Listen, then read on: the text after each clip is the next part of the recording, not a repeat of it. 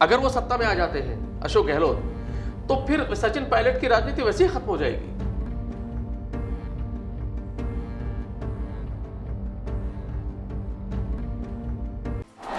तो पायलट अपना विमान कहाँ उड़ा रहे हैं फिर, देखिए, या यूं ही वो भी कहीं केवल सोच में ही है? पायलट का इस वक्त बड़ा मुश्किल है कहना कि पायलट के दिमाग में क्या चल रहा होगा, क्योंकि जितना विषपान वो कर चुके हैं, मुझे लगता है अगर कोई भी खुददार व्यक्ति होता और इतना विषपान अगर उसको करवाया जाता तो शायद वो अब तक बहुत बड़ा फैसला ले चुका होता।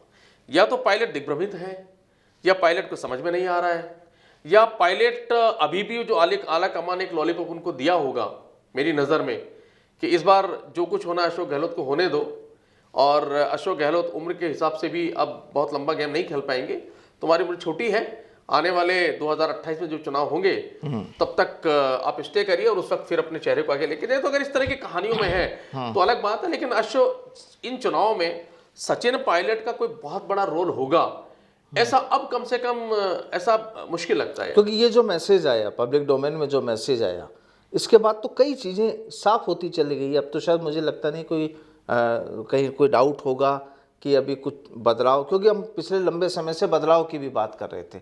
अब बदलाव अगर होता भी है तो एआईसीसी ने जब ऑफिशियली उस पर ठप्पा लगा दिया, मोहर लगा दी, तो सब कुछ क्लियर है। बिल्कुल, देखिए एआईसीसी करेगी क्या इसके अंदर? अगर आप बात करेंगे एआईसीसी, तो एआईसीसी में ऐसा कौन है जो अशोक गहलोत से अदावत ले सकता है? ऐसा कौन है जो अशोक गहलोत पे बांध छूट सकता है? ऐसा कौन है जो अशोक गहलोत को सीट से हटा सकता है? और ऐसा कौन है जो सचिन पायलट को वापस से प्रतिष्ठापित कर सकता है? आप मुझे बता दें, कोई नहीं है। राहुल गांधी कुछ कर नहीं सकते, सोनिया गांधी कुछ कर नहीं सकती, खड़गे कुछ कर नहीं सकते, माकन आउट हो गए, जो रंधावा आए हैं उन्होंने बातें बहुत बड़ी बड़ी की, लेकिन वो भी उनके पीछे चल रहे हैं। तो जब ऐसे में कोई कर ही नहीं सकता है तो एक तरह से डायरेक्टली इनडायरेक्टली ये स्वघोषित हो गया है कि जो कुछ होगा वो अशोक गहलोत करेंगे।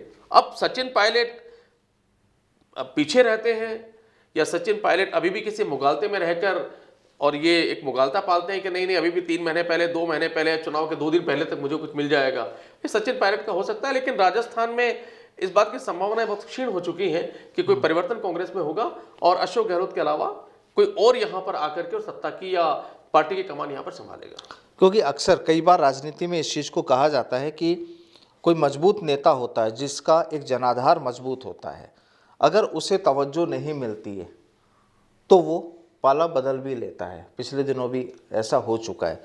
क्या संभावनाएं व्यक्त की जा सकती है कि कहीं ऐसा तो नहीं कि आने वाले दौर में विधानसभा चुनाव के बाद जब लोकसभा चुनाव होंगे उस दौर में, उस 5-6 महीने के 4-5 महीने के दौरान कुछ बहुत ही बड़ा बदलाव हो जाए?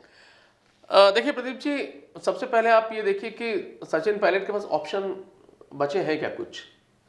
क्योंकि वो सचिन पायलट करें क्या, जाएंगे कहां पर? भाजपा में वो जा नहीं सकते क्योंकि भाजपा में तो पहले ही 1 दर्जन से ऊपर ज्यादा उम्मीदवार हैं और कोई पार्टी उनको सिंधिया भी गए थे, सिंधिया भी गए थे। नहीं, देखिए सिंधिया जो गए ना, वो परिस्थिति कुछ और थी। भारतीय जनता पार्टी जो पार्टी है, आप उनका चरित्र समझिए, वो किसी नेता को तब लेते हैं उस लेवल पर जब उनको लगता है कि इस नेता के आने से सत्ता उनके साथ साथ वापस आएगी। मध्य प्रदेश में जो सिंधिया गए तो उनके पीछे पीछे मध्य प्रदेश की सत्ता गिरी और भारतीय जनता पार्टी की सत्ता में वापसी हुई। सचिन पायलट उस स्थिति में है नहीं।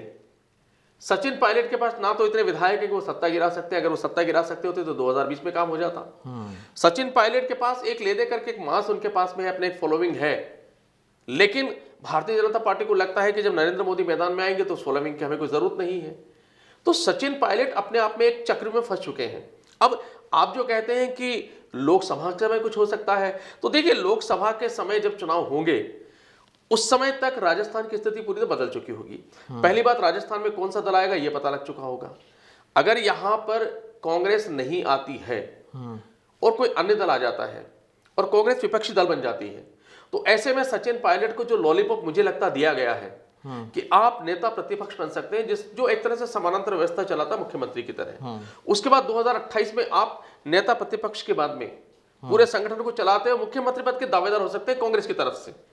और आपकी उम्र इतनी नहीं है कि अभी आपको थक जाना चाहिए या आपको ज्यादा परेशान होना चाहिए। अगर इस लॉलीपॉप में सचिन पायलट आ गए हैं तो सचिन पायलट कहीं नहीं जाएंगे। अगर अशोक गहलोत की किसी कारणवश, जिसकी संभावनाएं हम 0.1% करते हैं, अगर वो सत्ता में आ जाते हैं अशोक गहलोत, तो फिर सचिन पायलट की राजनीति वैसे ही खत्म हो जाएगी। क्योंकि सचिन पायलट का फिर राजस्थान में, जब आज अशोक गहलोत ने ये हालत कर दी, तो अगर अशोक गहलोत वापस 5 साल के लिए आ जाएंगे तो यकीन मान के चलिए कि सचिन पायलट की राजनीति को जड़ से खत्म कर देंगे यहां पर।